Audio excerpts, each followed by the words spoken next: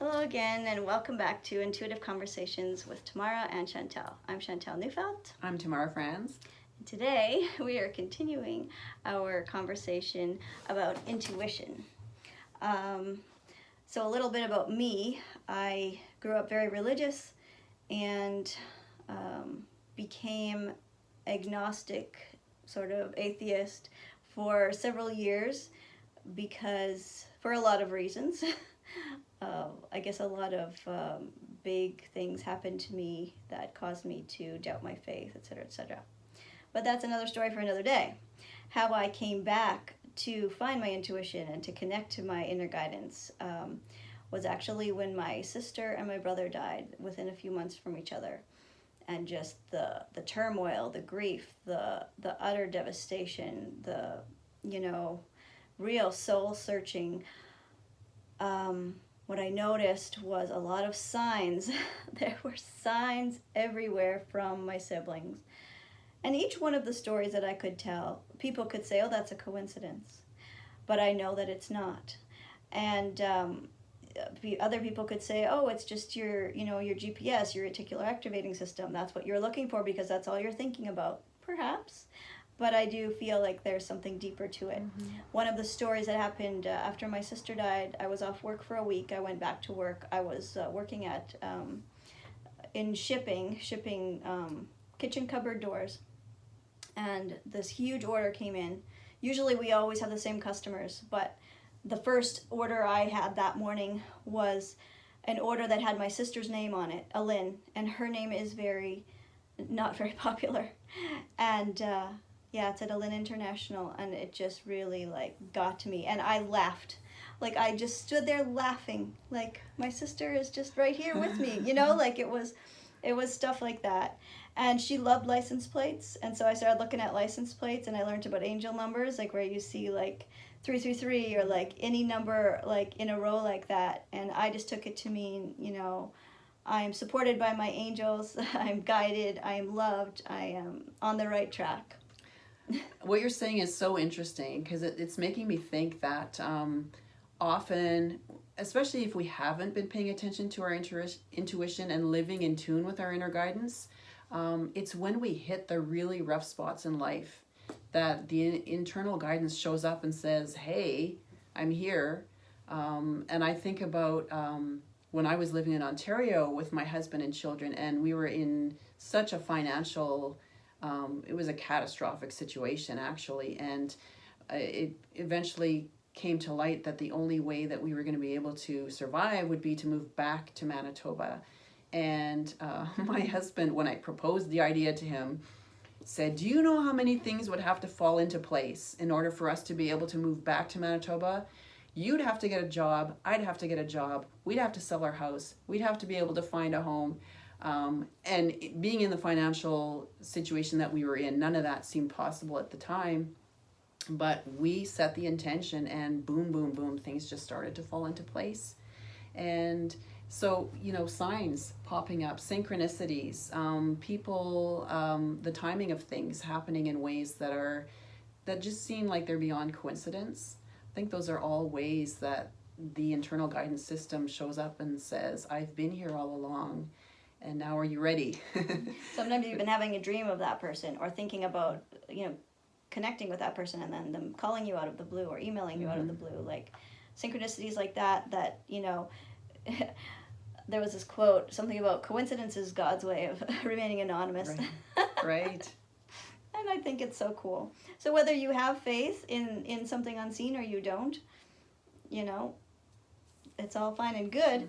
But even the strongest skeptics and atheists, there is still something in them that, knows a deep down feeling, a gut feeling, still somehow intuitively knows about the wisdom of their body. Right. And even if you call it coincidence, there's still on some level you marvel at that coincidence and think, well, how did this actually happened to me at this point when I needed it most? Or sometimes when I'm with my friends, I'll just go da da da da da da da da. Did you just see what I saw? Yes, I did. Oh wow! And then it kind of fades from our memory. Right. But we don't have to get into dire situations in life in order to be able to connect with our inner guidance system. And one of the ways universally recommended in every spiritual system that I can think of is meditation. What's your definition of meditation? Right. Well, my definition of meditation is just quieting or calming the mind in order to put oneself in a receptive mode to receive.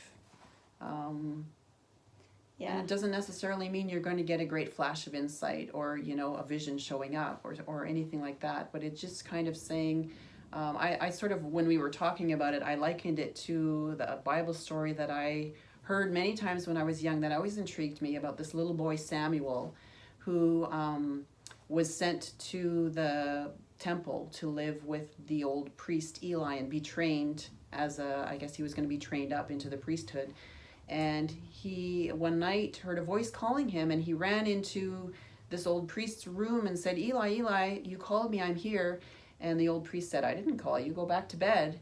So he went back, fell asleep, the same thing happened. He runs in, "Yes, I heard your voice, you called me, what do you want?"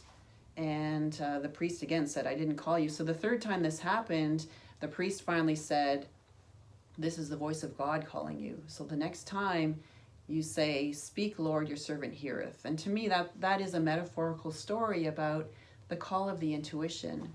And we're so busy looking outside of ourselves for guidance or for the answers or for the solutions, that inner voice, we don't give it the credence. And the minute we sit down on the meditation cushion and say, "Here I am, speak, your servant is listening," we create a space for intuition to show up. Maybe not right in that moment, but we talked about frequency. We're setting a resonance for guidance to come in. And maybe as you go throughout your day, something pops up for you, some kind of a sign, or you talk with somebody and receive some insight. So it's just creating that space of receptivity. I heard, I know the Bible says the ask, seek, knock, but I heard it in another way the other day, that ask, seek, knock is a spell. So I was like, well, that's an interesting twist.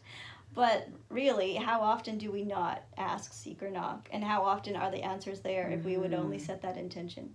Right. And I think so often we force things. I'm thinking now about the movie The Empire Strikes Back. And Luke Skywalker, who, went into training with Yoda. And one of the training exercises that Yoga had for him was to blindfold himself and stand with his lightsaber as this ball is zipping around him, and to try and defend himself without seeing, by just following the intuition of his body and how he was feeling the force moving through him. And he struggled with that. And I identified so strongly with that sequence in the movie, because that is such a common, we try to force things, we try to use our minds to weigh the pros and cons and come to the solution and find the answers logically, rationally, and, look for the evidence. And it's so hard to just be receptive and step back. I was thinking about the TV show Survivor and their challenges that they have, and how when someone had the ball and they were overthinking it, it didn't hit the mark that they were going for. But when they just picked up the ball and went for it, kind of trusting their body, trusting their intuition, just trusting that their intention to get the ball into that place would work. It always worked. And The perils of overthinking. I have a body that lets me know when I'm overthinking, because it becomes very clumsy. And so the other day I was with a group of friends that I had barely seen, most of them since high school, eating in a restaurant, and I got up and had the most spectacular fall in the restaurant right next to the table where we were sitting. And in the moment it was hugely embarrassing, but later on as I thought about it, I realized, the minute I pull out of myself and sort of make outside of me the measure of, my worth, how am I appearing to these people? What does the world think of me? My body kind of lets me know by getting really clumsy, you know what? It's none of your business what people think of you. If you're going to go into that space, then, you're gonna land right on your butt. So one of the ways, we were talking about, I don't know, the divine feminine, or women and their sensual power. I was reminded of the halftime show with J-Lo and Shakira.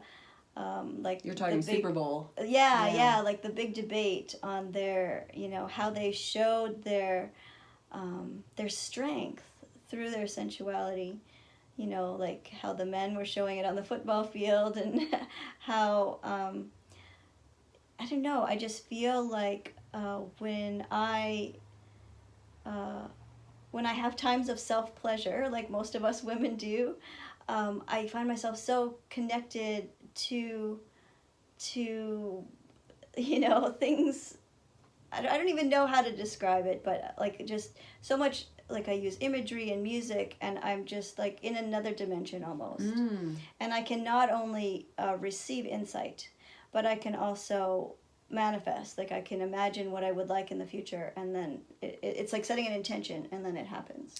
It's really interesting hearing you talk about that, because I remember in the early years of exploring the divine feminine and really wanting to identify with goddess and the divine feminine and mother god and all of these terms, it gave such a different quality to me when I could use feminine terms for the divine forces.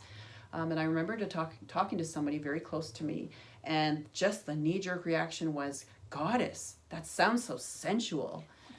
And what a statement is that, right? That in order to be acceptable, or to God, or to belong to this community, we need to divorce ourselves or amputate this sensual side of us, which carries power and intuition. Yeah, it most certainly does. So that takes me back to the whole Wayfarers Girls Club, and how we were taught to say, do not rely on your own insight. And what a statement is that about, repudiating your feminine wisdom. Mm-hmm. Now, my business name came to me before I even stumbled into the actual business of what it was, and the business name is Mindful Regeneration. And talking about mindfulness, like when we're washing dishes, being present in the moment, when we're in the shower, being present in the moment, taking a walk, like all of those things, they take the veil down. They take the veil down between the conscious and the subconscious, between the conscious mind and the higher self, just allowing us to access our wisdom, rather than overthinking, just by kind of letting it all go. And that's where meditation comes in. It's training the brain to return to the breath after being distracted by a thought. People think they're doing it wrong if they're thinking a thought. No, they're not. It's the returning back to the breath after a thought that is actually doing it right. Right. And it's the awareness of, I am something larger than my thoughts, because I can sit and witness them and just let them kind of pass through my inner sky like clouds. So it's realizing that you are bigger than your thoughts. And wasn't it Einstein who said that you can't solve a problem on the same level of thinking that created the problem? And so much of this is just about getting out of the way, getting your mind out of the way. Speaking of that reminds me of like women and orgasms, how they can elude them so often. And like, I didn't have my first one till I was in my late 30s. Brain sex. Yeah, exactly. So turning down the conscious mind, getting more into the body is the subconscious mind. I find myself, if I can think of colors or any type of imaginative, even role play, like in my mind, anything that gets me out of my conscious mind to. And also another thing that helped me with that is that being in the feminine means being in a receiving mode, that it's okay to just be, like that I didn't always have to be pleasing someone else or thinking what they're thinking, am I doing it right, like any of the conscious mind things, like it was just turning it all down, being in like more of the receiving, surrender, imagination, like just how beautiful it can be, and how there's so much correlation with sex and orgasm to like real life when it comes to manifesting, when it comes to like putting out your intention into the world, like, and then having it just come to you without you figuring out how. So in sex, right, you're not consciously thinking, I'm going to do step 1, step 2, step 3, Right. bam. No, it's like, it's the surrender and letting go after you put out your intention, and then how, like, the butterfly lands on your shoulder. Right. Yeah. I'm thinking back to our previous episode, and we were talking about body wisdom. And as you were talking about women and orgasm and pleasure, I was thinking about, because so much comes back to me about living in a conservative religious culture and having that around me. And there are different levels of it, but at the extreme end of it, women having to dress in very shapeless clothing. And we see this in different religions, not just Christianity, where women wear, almost tent-like, and there's almost this idea that you don't even have a body.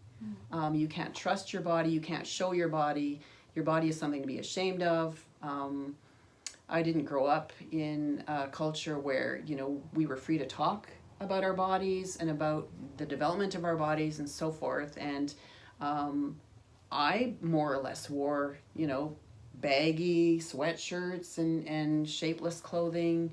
And then moved as a young adult when I first got married to Montreal, where, it's kind of the chic capital of Canada. Women know how to dress. And there's a huge European influence. And I felt like this dowdy little country bumpkin. It was such a contrast for me. And then I think to my first trip to Europe. And there was a moment when we arrived, we were in Italy, and we arrived at Cinque Terre, which is right on the Mediterranean, a series of 5 little towns built up into the mountains right on the Mediterranean. We arrived by train. And when the train doors opened, the sea was right there. The sun was sparkling on the water.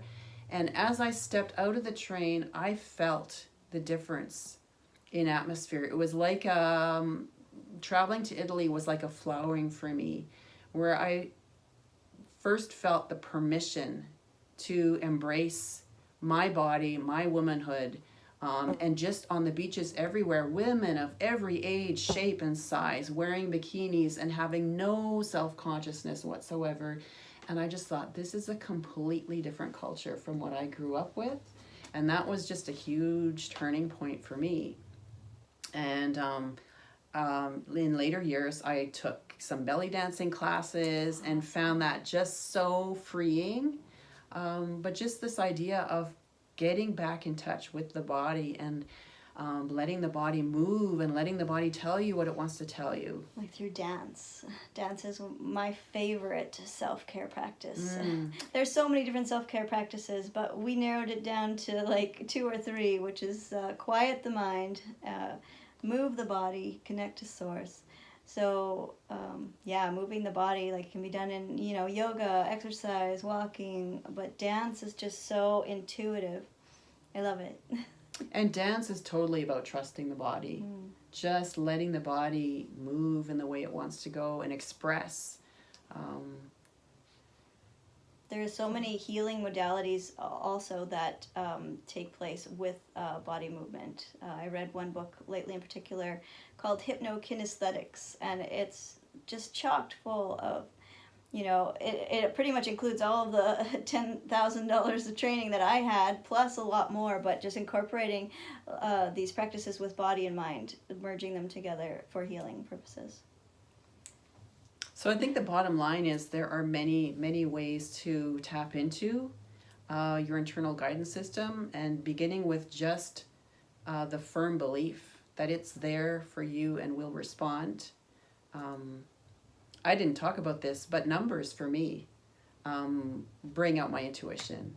I've done a lot with numerology over the years, and even as a child, I was interested in the patterning of the universe, and I would sit and count things when I was in a shopping mall waiting to meet my parents or something like that. Numbers just always spoke to me, and so numerology as a language has helped me understand how the universe works and how patterning works and how different energies are at play in our lives. And so just be aware of what calls to you. I would say that travel brings out my intuitive side, because when I'm freed up from a schedule or from anybody else's expectations and I can be in the moment, that is where I feel so present and I can respond to whatever the environment is offering to me.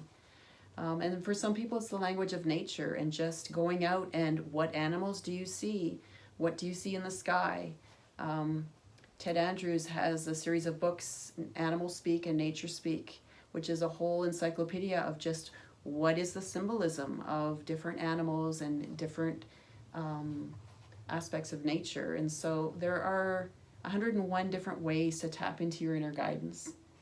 That's incredible. Well, I look forward to exploring more about all of these things, but particularly numerology in the upcoming podcasts. So thank you for joining us, and we'll see you next time. Continue to listen to your heart song.